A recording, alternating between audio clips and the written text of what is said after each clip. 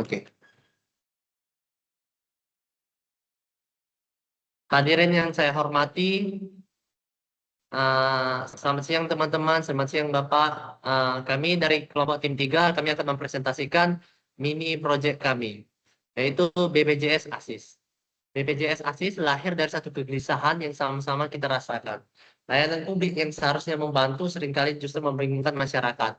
Platform ini bukan untuk menggantikan BPJS, melainkan menjadi pendamping strategis yang menjembatani kebutuhan masyarakat dengan sistem BPJS secara lebih cepat, jelas, transparan, dan nyaman.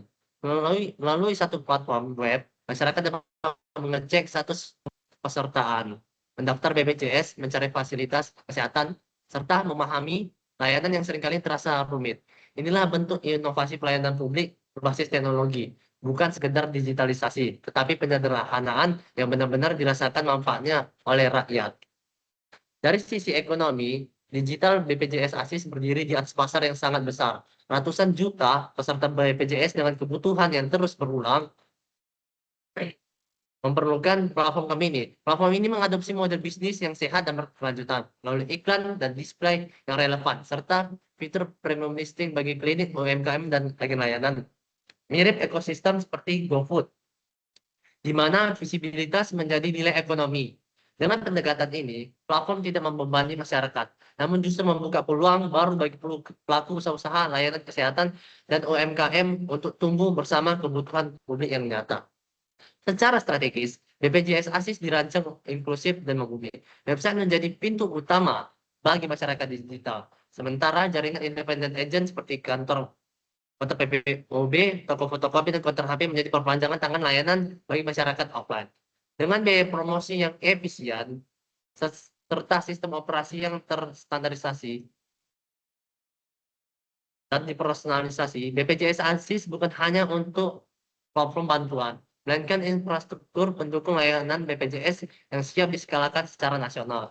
Inilah wujud kolaborasi antara teknologi, pelayanan publik, dan ekonomi rakyat praktis, berkelanjutan, dan berdampak luas. Selanjutnya akan saya lanjutkan kepada teman saya, William Marpau.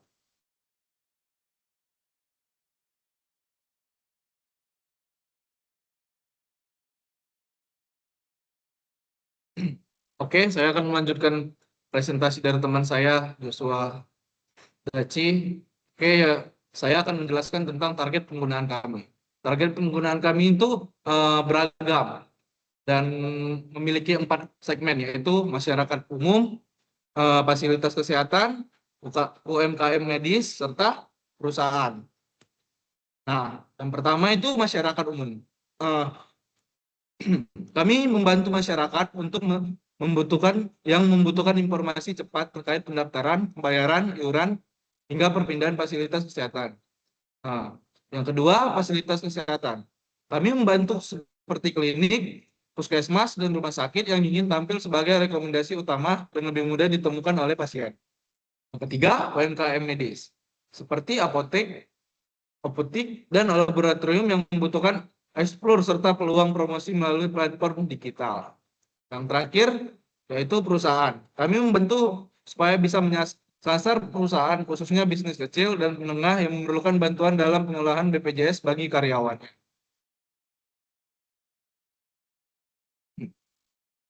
Oke, di sini kami memiliki fitur unggulan platform. Yang pertama itu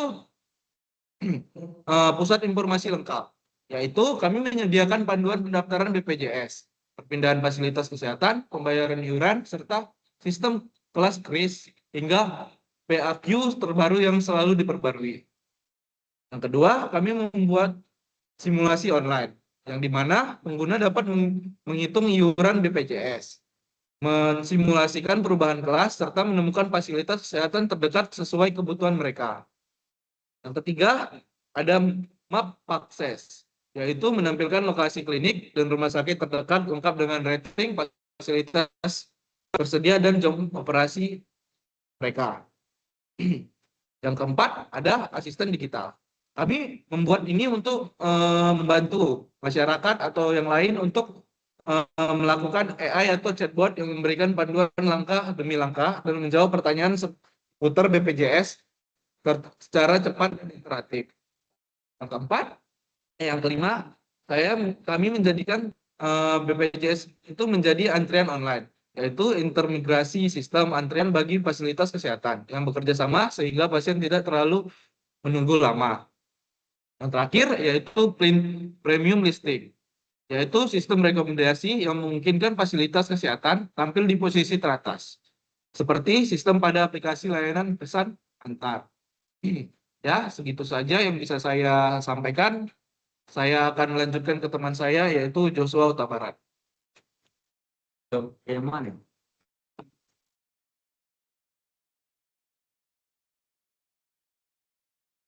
Oke, saya akan melanjutkan presentasi dari teman saya. Sini saya akan melanjutkan yaitu model monetisasi. Pertama ialah iklan display. Iklan display berupa banner dari apotek, klinik, atau bayaran kesehatan lain. Sistem penagihan bisa berdasarkan pada jumlah klik atau tayangan sehingga adil bagi pengiklan. Kedua adalah premium listing. Kedua adalah premium listing ini dengan paket bronze, silver, dan gold. Paket ini memungkinkan Fastcash tampil di urutan teratas sesuai tingkat exposure yang diinginkan. Ketiga adalah analitik Fastcash, di mana Fastcash dapat melihat data seperti jumlah pencarian, klik, lokasi pengguna, dan rating. Data ini sangat membantu Fastcash dalam mengambil keputusan bisnis. Dan selanjutnya ialah strategi penetrasi pasar. Tahap pertama ialah kami akan fokus ke kota besar dulu. Kami memulai dari kota besar seperti Jakarta, Bandung, dan Surabaya karena jumlah pengguna BPJS tinggi dan tingkat literasi digital lebih baik. Kedua ialah edukasi masyarakat. Kami membuat konten edukasi BPJS melalui TikTok, Instagram Reels, dan artikel SEO agar pengguna datang karena kebutuhan, bukan karena iklan semata. Ketiga adalah akuisisi Fastcash. Untuk menarik mitra, kami menawarkan trial premium gratis 1 bulan agar Fastcash bisa merasakan manfaat langsung sebelum berlangganan. Keempat, kerjasama UMKM. UMKM medis ditawarkan paket promosi mulai dari harga rendah, sehingga pendapatan bisa mulai berjalan sejak tes awal. Kelima, validasi dan scale. Setelah metrik menunjukkan hasil positif, kami melakukan ekspansi ke seluruh berikutnya. Selanjutnya ialah saluran distribusi. Selanjutnya akan dilanjutkan oleh teman saya, Andrew Samuel.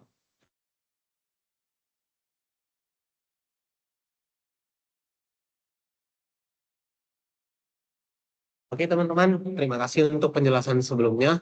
Sekarang saya akan menjelaskan tentang materi selanjutnya, di mana saya akan menjelaskan terkait tentang distribution channel atau saluran distribusinya.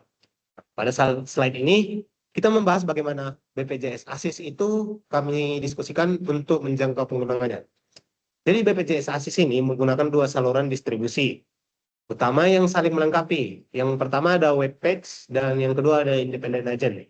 Nah, pemilihan ini bukan tanpa alasan sebenarnya teman-teman, tapi disesuaikan dengan karakter pengguna BPJS yang sangat beragam. Saluran pertama adalah web page yang menjadi channel utama. Karena BPJS ASIS ini adalah basisnya di web, pengguna bisa langsung mengakses layanan tanpa perlu mengunduh aplikasi. Cukup buka browser, baik dari HP maupun counter. Melalui website ini, pengguna juga bisa mencari informasi BPJS, melihat Fastcash terdekat, hingga menemukan rekomendasi klinik atau apotek.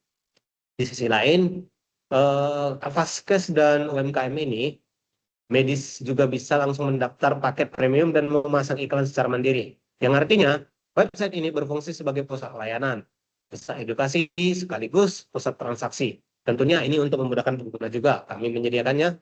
Yang kedua adalah saluran independent agent yang berperan sebagai pendukung. Nah, channel ini sangat penting karena apa? Untuk menjangkau masyarakat yang belum sepenuhnya berafiliasi di digital. seperti di daerah atau lingkungan yang masih mengandalkan bantuan langsung dan jauh dari kota. Nah, agen independen bisa berasal dari mahasiswa, agen BPUB, kontur HP, atau pelaku usaha lokal lainnya. Mereka membantu masyarakat menawarkan menggunakan platform BPJS ASIS dengan paket-paket premium kepada klinik, apotek, atau UMKM kesehatan di sekitarnya. Dengan sistem komisi, model ini tetap efisien secara biaya dan mampu memperluas jangkauan pasar tanpa membebani operasional awal. Selanjutnya, kita bahas di alur distribusi produk. Nah, di alur distribusi produk ini adalah satu perjalanan dari perusahaan itu ke pelanggan. Di slide ini kita bisa melihat ada alur distribusi BPJS ASIS secara lebih menyeluruh. Nah, pertama, dari jalur webpage, perusahaan membangun dan mengelola platform web sebagai pusat sistem. Website ini dipublikasikan dan dapat diakses melalui Google, media sosial, ataupun iklan digital. Pengguna yang datang ke website bisa langsung menggunakan layanan mulai dari mencari informasi BPJS, melihat data Vaskes, hingga membeli paket ataupun mengaktifkan fitur premium yang kami sediakan. Semua proses, termasuk pembayaran dan aktivasinya, berjalan otomatis melalui sistem. Setelah itu, data pengguna akan kami simpan dan analisis untuk meningkatkan layanan dan strategi pemasaran, tentunya yang memastikan keakuratan kebutuhan pengguna. Nah, kedua, melalui independen agen. Agen membantu masyarakat secara langsung. Misalnya, membantu pendaftaran BPJS dan mengenalkan fitur BPJS ASIS. Untuk Vaskes dan UMKM medis, agen juga berperan untuk menawarkan paket-paket premium dan membantu proses onboarding seperti yang sudah dijelaskan sebelumnya. Meski dilakukan oleh agen, seluruh data dan transaksi tetap masuk ke sistem. Ini memastikan proses tetap transparan, punya kontrol, dan terstandarisasi, yang memastikan keamanan dan kenyamanan pengguna. Jika digabungkan, kedua jalur ini tentunya membentuk satu alur besar. Platform menjadi pusat layanan digital, sementara agen memperluas jangkauan secara offline. Hasilnya adalah BPJS ASIS dapat menjangkau pengguna digital maupun non-digital secara bersamaan dengan biaya yang efisien dan skala yang mudah dikembangkan. Tidak terasa, teman-teman, kita sudah berada di penghujung penjelasan. Untuk pengakhiran akan dijelaskan oleh teman saya, Joshua Daci kembali.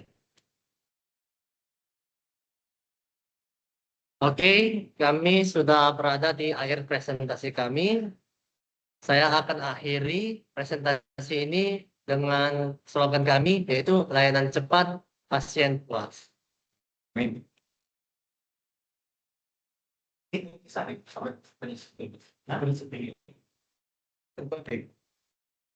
Ya, ini kan dia